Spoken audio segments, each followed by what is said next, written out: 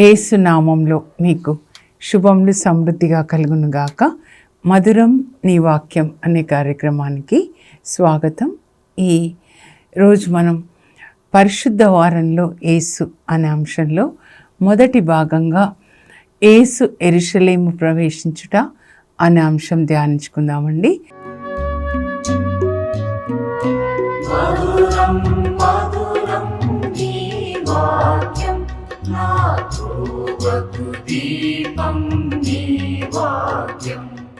Mark సువార్త 11వ అధ్యాయం నుంచి 16వ అధ్యాయం వరకు, యేసు పునరుత్థానం వరకు మార్కు చాలా స్పష్టంగా రాస్తాడండి. క్లియర్గా ఉంటుంది. అయితే అన్ని సువార్తల్లో కూడా ఉంటుందండి. మనము మార్కు సువార్త నుంచి ధ్యానించుకుందాము. నేను మీకు మ్యాప్ ద్వారా కూడా వివరిస్తానండి. మ్యాప్లో మీరు చూడండి. ఆదివారం రోజు, ఈరోజు అన్నమాట, రాను కొమ్మల ఆదివారం లేదా పామ్ సండే అని అంటారండి. యేసు ప్రభు గాడిద పిల్ల మీద కూర్చొని యెరూషలేములోనికి ప్రవేశిస్తారు. ఎందుకు అంటే సిలువలో మరణించడానికి ప్రధాన అర్చకులచే, ధర్మశాస్త్ర బోధకులచే, పెద్దలచే నిరాకరింపబడి ఆయన సిలువకి అప్పగించబడతాడు, సిలువ వేయబడతాడు. కానీ తాను 3వ రోజున లేచుట అగత్యము అని చెప్పి ముందే తన శిష్యులకి చెప్తారనమాట. ఈ తపస్సు కాలం, లెంటెన్ సీజన్లో మనకి 6 ఆదివారాలు, 7 బుధవారాలు ఉంటాయండి. ఈ 6 ఆదివారాల్లో ఈ చివరి ఆదివారం 6th సండే, ఈరోజే కొద్దిగా అంటే పండుగ వాతావరణం అన్నమాట. అందరూ సంతోషంగా యేసు ప్రభువుని గాడిద పిల్ల మీద కూర్చోబెట్టుకొని శిష్యులు యెరూషలేములోనికి తీసుకొని వస్తుంటే, ఆయన ప్రవేశిస్తున్నప్పుడు మరి అందరూ కూడా చెట్ల కొమ్మలు విరిచి, దావీదు కుమారునకు హోసాన్నా, ప్రభు పేరిట వచ్చు రాజు స్తుతింపబడును గాక, వచ్చుచున్న తండ్రి అయిన దావీదు రాజ్యము స్తుతింపబడును గాక అని ఆ పాటలు పాడుతూ యేసు ప్రభుని యెరూషలేములోనికి ఆహ్వానిస్తారు. నిజానికి హోసాన్నా, దావీదు కుమారునకు హోసాన్నా, హోసాన్నా అనే మాటకు లార్డ్ సేవస్ అని అర్థం అన్నమాట. ఇలా యేసు ప్రభువు గాడిద పిల్ల మీద కూర్చొని రావడము, దావీదు కూడా క్రీస్తుపూర్వం 1000 సంవత్సరాలప్పుడు ఆయన దర్శనంలో చూసి రాస్తాడండి. 24 నుంచి 29 వరకు చూస్తే 118వ కీర్తనలో అక్కడ దావీదు కుమారునకు జయము, హోసాన్నా, సేవస్ ఓ లార్డ్, దావీదు కుమారా మమ్మల్ని రక్షించు, సేవస్ అని ప్రజలు నినాదములు చేయుచు, ప్రభు పేరిట వచ్చు రాజు స్తుతింపబడునుగాక అని నినాదములు చేయుచు యేసు ప్రభుని ఆహ్వానిస్తారు. ఆ దర్శనాన్ని చూస్తారండి. మనం ఇంతకుముందు చూసాము. యేసు ప్రభు సిలువలో పలికిన మాటలు దావీదు చూస్తాడు, రాస్తాడు 22వ కీర్తనలో, అలాగే 69వ కీర్తన. ఇప్పుడు ఇక్కడ యేసు ప్రభు రావడాన్ని చూస్తాడు. అలాగే జకర్యా అండి, జకర్యా గ్రంథంలో 9వ అధ్యాయంలో 9, 10 వచనాలు అన్నమాట. ఆయన కూడా దర్శనాన్ని చూస్తాడు. దావీదు క్రీస్తుపూర్వం 1000 సంవత్సరాలప్పుడు చూస్తే, జకర్యా క్రీస్తుపూర్వం 480 అప్పుడు ఈ దర్శనాన్ని చూస్తాడు. చూసి రాస్తాడు. ఏమని రాస్తాడంటే, సియోను కుమారి సంతసించు, యెరూషలేము కుమారి ఆనందించు, ఎందుకంటే ఇదిగో నీ రాజు గాడిద పిల్ల మీద కూర్చొని వస్తున్నాడమ్మా, వినయాత్ముడై గాడిద పిల్ల మీద కూర్చొని వస్తున్నాడు, సంతసించు, నీ లోపలికి వస్తున్నాడు అనమాట నీ రాజు. ఆయన లోపలికి వస్తే ఆ లోపల ఉన్న గుర్రాలు, యుద్ధాశ్వములు అన్నిటినీ తొలగించి ఆయన నీ లోపల నీకు శాంతిని ఇవ్వడానికి శాంతికరుడైన రాజు ఆయన నీ లోపలికి వస్తున్నాడు అనమాట. యేసు ప్రభు మన లోపలికి వచ్చినప్పుడు ఆయన రాజుగా, క్రీస్తు రాజుగా, యేసు రాజుగా మనల్ని పరిపాలిస్తే ఆయన మనకిచ్చేది ఏంటి అంటే నీతి, శాంతి, సంతోషం అండి.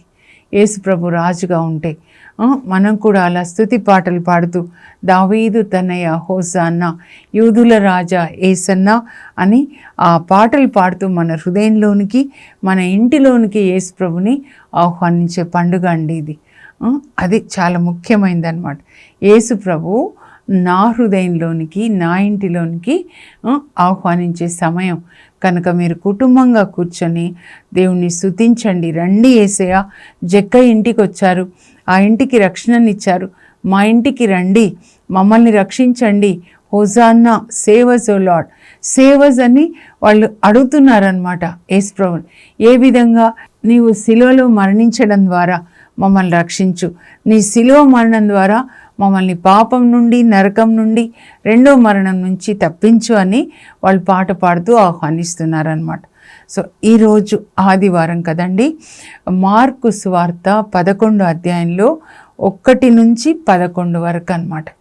ఇప్పుడు నేను మ్యాప్ ద్వారా మీకు వివరిస్తానండి. ఆదివారం ఈ రోజు నుంచి మళ్ళీ వచ్చే ఆదివారం వరకు పరిశుద్ధ వారంలో యేసు పరిచర్య, యేసుతో పరిశుద్ధ వారం, మార్కు సువార్త 11 నుంచి 16 అధ్యాయాలండి. రాను కొమ్మల ఆదివారం, యేసు రాజుగా యెరూషలేం ప్రవేశించుట, దేవుడు తన బలిని సిద్ధపరచుట. సోమవారం, యేసు దేవాలయంను శుద్ధి చేయుట, అంజూరపు చెట్టును శపించుట. మంగళవారం, యేసు దేవాలయంలో చివరిసారిగా బోధించుట, దేవుడు తన బలిని ఆనందించు వారికి పిలుపునిచ్చుట. బుధవారం, బెతాన్యాలో అభిషేకం, గురుద్రోహం, యూదా గురుద్రోహము, తన పిలుపునకు స్పందించు వారి కొరకు దేవుడు వేచి ఉండుట. గురువారం, పరిశుద్ధ గురువారం, కడరా భోజన సమయంలో యేసు తన రక్త మాంసములను అర్పించుట, దేవుడు తన బలిని అర్పించుట. పరిశుద్ధ శుక్రవారం, యేసు శిలువపై మరణించుట, దేవుడు సువాసనతో కూడిన బలి అర్పణగా క్రీస్తు బలిని అంగీకరించుట. వెలుగు శనివారం, యేసు పరిశుద్ధులను పాతాళం నుండి పరదేశునకు గొనిపోవుట, దేవుడు తన పరిశుద్ధులను స్వీకరించుట. పునరుత్థాన ఆదివారం, యేసు మృత్యుంజయుడై లేచుట, దేవుడు యేసునందు మనకు నిత్య జీవంను ఒసగుట, అదియే నిజమైన ఐశ్వర్యం. Holy Week with Jesus, Mark's Gospel chapters 11 to 16. Palm Sunday, Jesus entered as a king, God prepared his sacrifice. Monday, Jesus cleanses the temple and curses the fig tree, God prepares those who will accept his sacrifice. Tuesday, Jesus teaches in the temple for the last time. God sends the invitation to come enjoy his sacrifice. Wednesday, Judas betrays, Mary perfumes, God waits for the response to the invitation. Holy Thursday, Jesus offers his body and blood in the Last Supper. God offers his sacrifice. Good Friday, Jesus dies on the cross. God accepts his sacrifice as a sweet smelling aroma. Bright Saturday, Jesus takes the saints from Hades to paradise. God receives his saints to him. Resurrection Sunday, Jesus is risen. God gives us eternal life in Jesus. That is the real treasure. ఇప్పుడు చూశారు కదా, మనం ఇప్పుడు వాక్యంలోకి వెళ్దాము. Bible గ్రంథము మెల్లగా చదువుకోవాలండి. యేసు ప్రభు వస్తున్నారనమాట. ఉత్తర గలిలియా నుంచి ఆయన వస్తున్నారు. యెరూషలేమును సమీపించేటప్పుడు యెరూషలేమునకు సమీపంలో ఉన్న ఓలీవ కొండ దగ్గరికి వచ్చారు. అక్కడ 2 గ్రామాలన్నమాట ఉన్నాయి, బెత్ఫగే, బెతానియా. అప్పుడు ఆయన తన శిష్యులతో చెప్తారు, మీరు ఎదురుగా ఉన్న గ్రామానికి వెళ్ళి అక్కడ కట్టివేయబడి ఉన్న గాడిద పిల్లని చూస్తారు, దాన్ని తోలుకొని రండి. ఇదేమి పని అని ఎవరైనా అడిగితే దీనితో ప్రభువుకి పని ఉంది, మళ్ళా తిరిగి పంపివేయగలడు అని చెప్పండి. అలాగే వాళ్ళు వెళ్తారు. యేసుప్రభు చెప్పినట్లుగా అక్కడ గాడిద పిల్ల వీధి ప్రక్కన గుమ్మానికి కట్టివేయబడి ఉంటుంది. దాన్ని విప్పుతుంటే అక్కడ ఉన్నవాళ్ళు ఇదేం పని అంటారు. అప్పుడు యేసుప్రభు చెప్పిందే చెప్తారనమాట. ప్రభువుకి పని ఉందండి, పని అయిపోయిన తర్వాత తిరిగి ఇచ్చేస్తాం. ఇది మనం నేర్చుకోవాలన్నమాట. ఏదైనా వస్తువు తీసుకున్నప్పుడు తిరిగి ఇచ్చి వేయడం చాలా ముఖ్యమైన సుగుణం అన్నమాట. ఆ తర్వాత గాడిదని విప్పుకొని తీసుకొని రాగానే శిష్యులు ఏం చేస్తారంటే వాళ్ళ వస్త్రాల్ని దాని మీద పరిచి ఇంకా అప్పుడు యేసు ప్రభు దాని మీద కూర్చుంటారనమాట. అప్పుడు అక్కడున్న ప్రజలు చూడండి, యెరూషలేములో ఉన్న ప్రజలు వాళ్ళ వస్త్రాల్ని కూడా దారి అంతా పరుస్తారనమాట. ఆ తర్వాత చెట్ల కొమ్మలు విరిసి ఆ కొమ్మల్ని కూడా పరుస్తారు. ఇంకా కొమ్మల్ని వాళ్ళ చేతిలోకి తీసుకొని పాడుతున్నారు, దావీదు కుమారునకు జయము, ప్రభు పేరిట వచ్చు రాజు స్తుతింపబడునుగాక, వచ్చుచున్న తండ్రి అయిన దావీదు రాజ్యము స్తుతింపబడునుగాక. దావీదు రాజ్యం అయిపోయింది కదండి. మరి ఈ వచ్చుచున్న దావీదు రాజ్యం ఏంటి? యేసు ప్రభు రాజ్యం అన్నమాట. మహోన్నతునకు హోసన్నా అని పాట పాడతారనమాట. అప్పుడు యేసు ప్రభు దాని మీద కూర్చున్న తర్వాత ఇంకా అది యేసు ప్రభు ఎలా డైరెక్షన్ ఇస్తే అలా వెళ్తుందన్నమాట. ఆ తర్వాత ఎంత మహిమ అందరూ ఆహ్వానిస్తూ ఉన్నారు. అయితే ఆ గాడిదని గురించి చెప్పినప్పుడు యేసు ప్రభు ఇంకోటి కూడా చెప్తారండి. ఏంటంటే దాని మీద ఇప్పటి వరకు ఎవరు కూడా దాని మీద కూర్చోలేదు. సో ఈ గాడిద పిల్లని గురించి ధ్యానిస్తూ ఒక 5 విషయాలు మనం చూద్దామండి. ఏంటి అనంటే వాళ్ళకి శిష్యులకు ఏం చెప్తున్నారంటే, మీరు ఎదురుగా ఉన్న గ్రామానికి వెళ్ళండి, అక్కడ కట్టివేయబడి ఉన్న గాడిద పిల్లని మీరు చూస్తారు, దాన్ని మీరు తోలుకొని రండి. అంటే మనము ఎక్కడ కట్టివేయబడి ఉన్నామో ప్రభుకి తెలుసు, మనల్ని ఎక్కడ కలుసుకోవాలో కూడా ప్రభుకి తెలుసండి. ఇప్పుడు అపోస్తులని చూద్దాం. యేసు ప్రభు శిష్యులు పేతురు, అంద్రియా, మరి వాళ్ళు చేపలు పడుతూ ఉంటారు. మత్తయి సువార్త 4:20లో. అలాగే ఇంకా ప్రక్కన జబదాయి కుమారులు అంటే పెద్ద యాకోబు, యోహాన్ చేపలు పడుతున్నప్పుడు యేసు ప్రభు వాళ్ళని కలుసుకుంటారు. మీరు నన్ను అనుసరించండి, నేను మిమ్మల్ని మనుషులను పట్టువారులుగా చేస్తాను. అప్పుడు వారు తమ సమస్తమును విడిచిపెట్టి యేసు ప్రభుని అనుసరించారు. అక్కడ కలుసుకున్నారనమాట. మత్తయి సుంకపు మెట్టుకడ కూర్చొని ఉంటాడు. మత్తయిని చూస్తాడు. మత్తయి 9వ అధ్యాయం 9వ వచనంలో అనమాట. అసలు లేవీయుడు మత్తయి అంటే లేవీయులు దేవాలయంలో పంచాలి, కానీ రోమా ప్రభుత్వం తరఫున తమ సొంత ప్రజల నుంచి వాళ్ళు పన్నులు వసూలు చేస్తున్నారు. అందుకే సుంకరులు అంటే వాళ్ళు ఇష్టపడరు అనమాట. ఆ రోమా ప్రభుత్వానికి తొత్తులుగా ఉన్నారు, ఇంకా అవినీతి మార్గంలో కూడా మరి పన్నులు వసూలు చేస్తున్నారని జక్కయ్య అందుకు ఒక ఉదాహరణ. కానీ యేసుప్రభు ఆయనను అక్కడ కలుసుకుంటాడు సుంకపు మెట్టుకడ. నన్ను అనుసరించు అనగానే అన్నిటినీ విడిచిపెట్టి యేసుప్రభుని అనుసరిస్తాడు. అందుకే ఇప్పుడు మనకి మత్తయి సువార్త అవైలబుల్గా ఉంది అన్నమాట. ఎక్కడ కట్టివేయబడి ఉన్నామో ఆయనకు తెలుసు, మనల్ని ఎక్కడ కలుసుకోవాలో. సమార్య స్త్రీని బావి దగ్గర కలుసుకుంటారు, యోహాన్ 4లో అన్నమాట. దేవుడు మనందరినీ కలుసుకోవాలి, యేసు ప్రభు కలుసుకోవాలి. ఎక్కడ కట్టివేయబడి ఉన్నామో ఆయన మనల్ని విప్పి ఆయన దాని మీద కూర్చొని ఆయన పనిని మన ద్వారా జరిగించాలి. మన మీద అంటే మన లోపల నివసిస్తూ తన పనిని జరిగించుకోవాలి మన ద్వారా. ఆ తర్వాత ఏంటంటే దాని మీద ఎవరు కూర్చోలేదు అంటారు. అంటే always the lord prefers purity and humility అన్నమాట. పరిశుద్ధత, వినయం, ఈ 2 దేవునికి నచ్చిన సుగుణాలండి. ఎవ్వరూ కూర్చోలేదు అసలు. ఇంకా యేసు ప్రభుని సమాధి చేసేటప్పుడు దానిలో ఎవరిని కూడా సమాధి చేయలేదు. ఇంకా కుటుంబ సమాధులు అని ఉంటే ఒకరి తర్వాత ఒకరిని సమాధి చేస్తారు, కానీ యేసు ప్రభు నుంచే సమాధి.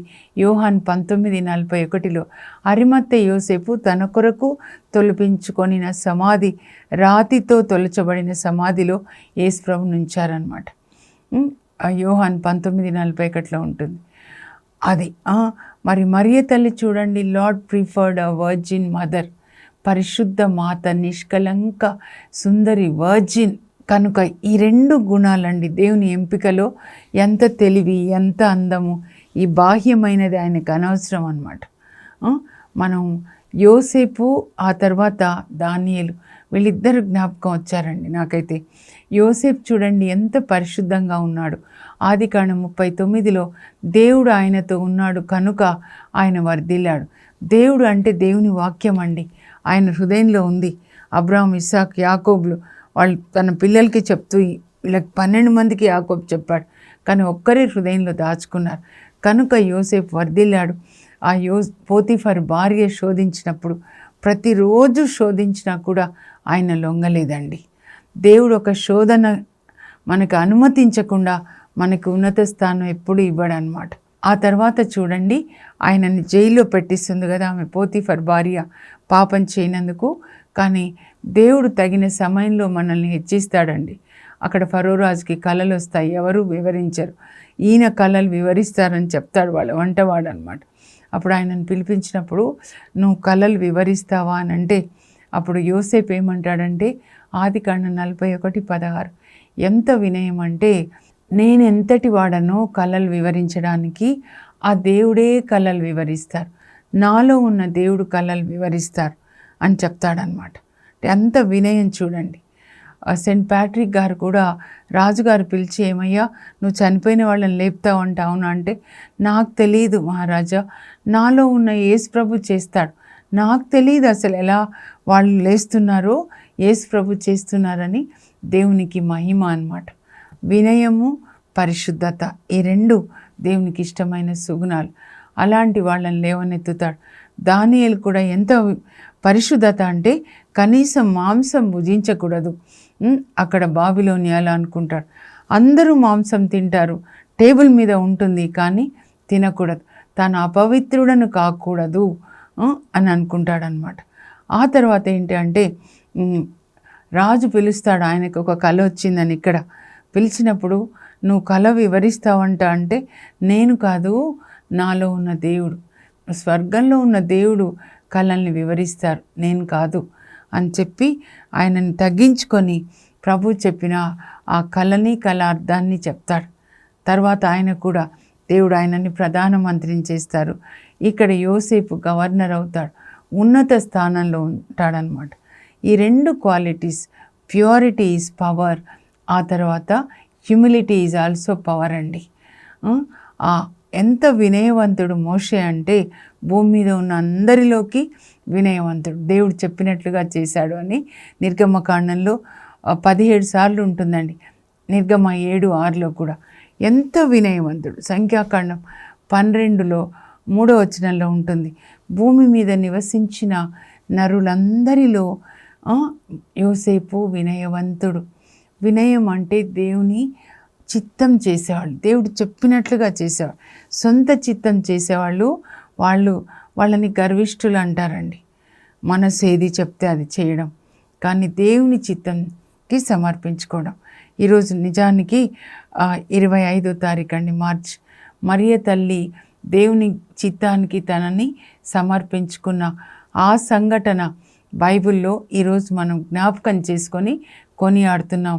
ఎందుకు జ్ఞాపకం చేసుకుంటున్నాం అంటే, మనం కూడా దేవునికి సమర్పించుకోవాలి, దేవుని చిత్తానికి సమర్పించుకోవాలి. పండుగ చేసుకోవడం అని అంటే ఆ ఇన్సిడెంట్ అన్నమాట.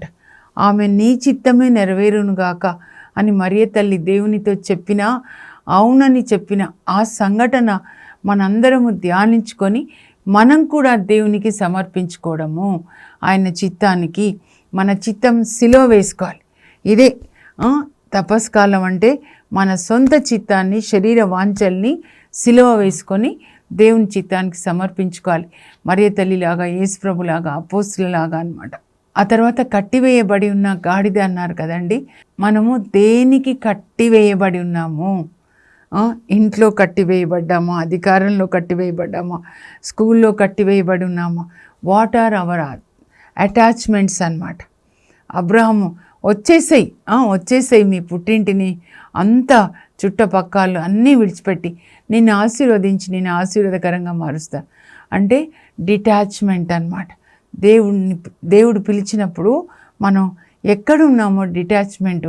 పేతురు పడవ, వలలు అన్నీ కూడా డిటాచ్మెంట్. అబ్రహాము వాళ్ళ పుట్టిన ఊరు, బంధువులు, అక్కడ వాళ్ళకి చాలా ఆస్తులు ఉంటాయి, అన్నిటినీ విడిచిపెట్టుకోను అన్నమాట. మనం దేవుని చేతిలో వాడబడాలంటే ఒక ప్రత్యేకమైన వ్యక్తికి, ఒక స్థలానికి, ఒక అధికారానికి మనము అటాచ్ అయి ఉండకూడదండి. ఆయన ఇష్టం ఎక్కడికి తీసుకెళ్తే మనం అట్లా వెళ్ళేలాగా, అపోస్తులలాగా, అప్పుడు మనం ఆశీర్వాదకరంగా మారుతామన్నమాట. దేనికి కట్టివేయబడ్డాం? నిద్రక. కొంతమంది క్రికెట్ ఈ మధ్య చూశానండి, అమ్మ ఎన్ని గంటలు. ప్రేయర్ అంటేనేమో ఒక పెద్ద తలనొప్పి అన్నమాట. కానీ ఎన్ని గంటలు క్రికెట్, లేకపోతే సెల్ ఫోను, లేకపోతే అమ్మో నా కొడుకు, నా భర్త, నా మనవడు, అమ్మో అంత అటాచ్మెంట్ అనమాట. అట్లాంటి వాళ్ళని ప్రభు వాడుకోలేరండి. ఆ తర్వాత గాడిద ఏం చేస్తుందంటే ప్రభు ఎలా తీసుకెళ్తే అలా వెళ్తూ ఉన్నాడు, విధేయించాడనమాట. సో విధేయించింది. మనం కూడా అలా దేవునికి విధేయించాలి, దేవుడు మనల్ని వాడుకోవాలంటే అనమాట. ఎస్ మాస్టర్ అనేలాగా ఎక్కడికి తీసుకెళ్తే అక్కడికి. పౌలు చూసారా, దేవుడు ఎక్కడికి తీసుకెళ్తే అక్కడికి. అపోస్తులకు కూడా పేతురు యోహాన్లని రోమ్కి తీసుకెళ్తారు, థామస్ వారిని ఇండియాకి తీసుకొని వస్తారు కదా. అందుకే మనం ఈరోజు రక్షణ పొందామన్నమాట. దేవునికి విధేయించడం చాలా ముఖ్యమైందండి. లూకా 5లో కూడా చూస్తే పేతుర్ని అటువైపు పడవని లోతునకి తీసుకెళ్ళి చేపల కోసం వల వేయమంటే, ఈ రాత్రంతా చేపలు పట్టాం, ఒక్కడు దొరకలేదు ప్రభా, కానీ నీ మాట మీద వల వేస్తాం. అంత విధేయత అండి పేతురికి ఎప్పుడు కూడా. అందువల్ల చూడండి ఎన్ని చేపలు పడతాయి, కానీ అన్నీ విడిచిపెట్టి ఆయన జీవితంలో అన్ని చేపలు చూసి ఉండాడు. ఆయన పడవ మునిగే అన్ని, ప్రక్కన ఉన్న యోహాన్ యాకోబ్ వాళ్ళ పడవ మునిగాని అన్నీ చూసిన తర్వాత యేసు ప్రభు పడవలో ఉంటే అబ్బా ఎంత అభివృద్ధి, లోక సంబంధమైన ఐశ్వర్యం, కానీ అంతా విడిచిపెట్టి ప్రభుని వెంబడిస్తాడు. మనకి యేసు ప్రభు మన పడవలో ఉంటే అండి, ఆయన పడవలో, పేతురు పడవలో కూర్చొని సువార్త చెప్తాడు. అంటే మనము, మన ఇల్లు, మన ఆస్తి దేవుని కొరకు వాడబడినప్పుడు దేవుడు మనకు ఐశ్వర్యాన్ని ఇస్తాడు. కానీ యేసుప్రభు వచ్చింది ఈ లోక ఐశ్వర్యం ఇవ్వడానికి కాదు, అది కూడా చూపించాడు. నువ్వు ఈ లోక ఐశ్వర్యం ఇవ్వడానికి అంటే ఇదిగో ఇలా, కానీ నన్ను వెంబడిస్తే అప్పుడు నిన్ను మనుషులను పట్టువాళ్ళుగా చేస్తాను. అన్నిటినీ విడిచిపెట్టి యేసుప్రభుని నూతన నిబంధన ఏంటంటే, పాత నిబంధన ఈ లోక సంబంధమైన ఆశీర్వాదాలు, నూతన నిబంధన ఆత్మ సంబంధమైన ఆశీర్వాదాలు. యేసుప్రభువే మనకు ఆశీర్వాదం. వాక్యం, దేవుని వాక్యము, పరిశుద్ధాత్మ, ఈ రెండే ఆశీర్వాదం అన్నమాట. యేసుప్రభువుని అనుసరించి శిలువ మరణం వరకు కూడా పేతురు అనుసరిస్తాడు. అందువల్ల ఇప్పుడు రోమ్లో ఆయన ఎక్కడ శిలువ వేయబడ్డాడో అక్కడ సెయింట్ పీటర్స్ బ్యాసిలికా వచ్చి మన చర్చికి ఒక హెడ్ క్వార్టర్స్గా ఉంది అన్నమాట. ఆ తర్వాత మహిమ దేవునికి అండి. ఆ గాడిద అంట మరి యేసుప్రభు యెరూషలేంలోకి వచ్చిన తర్వాత తిరిగి ఇచ్చేస్తా అని చెప్పారు కదా. సో శిష్యులతో చెప్పుంటారు, మీరు ఇచ్చేసి రండి అని. అప్పుడు ఇచ్చేసిన తర్వాత గాడిద మళ్ళీ వెళ్ళిపోతుంది కదా. అప్పుడు ప్రక్కన గాడిదలతో చెప్తుందంట, అబ్బా ఈ చాకలైన దగ్గర ఉంటే రోజు మురికి బట్టలు మోపిస్తాడు, కొడుతుంటాడు, కానీ యేసుప్రభుని మోస్తుంటే ఎంత మహిమండి. నేను నడుస్తుంటే అందరూ ప్రజలు తమ వస్త్రాల్ని నా ముందు పరుస్తూ ఉన్నారు, చెట్ల కొమ్మల్ని కూడా పరుస్తున్నారు, ఇలా అందరూ పాట పాడారు. అబ్బా ఎంత మహిమ, ఎంత మహిమ అని. మనం దేవుని కొరకు వాడబడితే అంత మహిమ. అయితే అది గాడిద కొరకు కాదు, ఆ మహిమ దేవుని కొరకు అన్నమాట. ఆ మహిమ నా కోసం కాదు, నాలో ఉన్నటువంటి క్రీస్తుకు అన్నమాట. అందుకే నేను నా మహిమ ఒకరికి ఇవ్వను అంటారు యెషయా 42:8 అన్నమాట. Glory belongs to God. మన చేతుల ద్వారా దేవుడు స్వస్థతనిచ్చిన, సువార్త బోధించిన, అద్భుతాలు చేసిన పేతురు అంటాడు, కుంటివానికి స్వస్థత కలిగినప్పుడు అపోస్తుల కార్యాలు 3లో, అది ఎలా ఈయనకి స్వస్థత అంటున్నారా? అది నేను కాదు, క్రీస్తు, మీరు జీవనకర్త క్రీస్తుని చంపారు, మెస్సయాన్ని, ఆయన నామంలో ఆయన స్వస్థపరిచాడు అని. మహిమ ఆయనకి. సెయింట్ ప్యాట్రిక్ గారు కూడా అదే అంటారు, నాకు తెలియదండి ఎలా ఇలా చనిపోయిన వాళ్ళని లేపుతున్నారో, నేను కాదు, నాలో ఉన్న క్రీస్తు అన్నమాట. ఈ 5 కూడా గాడిదని చూసి మనం నేర్చుకోవాల్సినవి అన్నమాట. మనం కూడా యేసు ప్రభుని మొయ్యాలండి, మన హృదయంలోనికి ఆయనను పిలుచుకోవాలి. ఆయన మనల్ని రాజుగా పరిపాలించాలి, మనల్ని నడిపించాలి పరలోకానికి మన చేయి పట్టుకొని. నేను ఈ 5 పాయింట్స్ చదువుతా అండి. పరిశుద్ధ వారంలో యేసు యెరూషలేము ప్రవేశించుట. మనము ఎచట కట్టివేయబడి ఉన్నామో, మనలను ఎచట కలుసుకోవాలో ప్రభువునకు తెలుసు. పరిశుద్ధత, వినయము దేవునికి ఇష్టమైన 2 సుగుణములు. దేనికి నీవు కట్టివేయబడి ఉన్నావు? ప్రభువునకు విధేయించుట చాలా ముఖ్యం. మహిమ దేవునికి చెందినది. ఇంగ్లీష్లో కూడా చదువుతా అండి. 5 reflections on palm Sunday. Jesus nose wear we are tied up and where to meet us. Purity and humility are the 2 virtues that God prefers. Put to death what is earthly in you. Obedience to the master is very important. Glory belongs to God. ఇప్పుడు ప్రార్థన చేసుకుందామండి. పరలోకపు మా తండ్రి, మీ పరిశుద్ధ నామమునకు స్తోత్రం కలుగును గాక. యేసయ్య, మీరు మా కొరకు సిలువలో మరణించడానికి పరలోకం నుండి దిగి వచ్చారు ప్రభా. ఈరోజు యెరూషలేములో ప్రవేశిస్తున్నారు. యెరూషలేం అంటే నేనే ప్రభా. సియోను కుమారి, యెరూషలేము కుమారి, సంతసించు, నీ రాజు నీ దగ్గరికి వస్తున్నాడు. మా కుటుంబాల్లోనికి రండి, మా హృదయాల్లోనికి రండి ప్రభా. అయ్యా, మేము కూడా మిమ్మల్ని స్తుతించాలి. మాలోనికి వచ్చి మా ఇంటిలో ప్రభా, మా హృదయాల్లో ఉన్న చీకటి అంధకార శక్తులన్నిటినీ సంహరించి మీరు మా హృదయంలో రాజుగా, మా హృదయ రాజుగా పరిపాలించండి. మీ శాసనాలకి మేము విధేయించే కృపని దయచేయండి. అందరి హృదయాల్లో, అందరి కుటుంబాల్లో నివసించి జక్కయ్యకి ఇచ్చిన రక్షణ మా అందరి కుటుంబాలకి దయచేయమని యేసు నామంలో అడుగుచున్నాం తండ్రి, ఆమెన్. యేసు ప్రభు మీ ఇంట్లో, మీ హృదయంలో రాజుగా పరిపాలించును గాక. God bless you. Have a blessed day.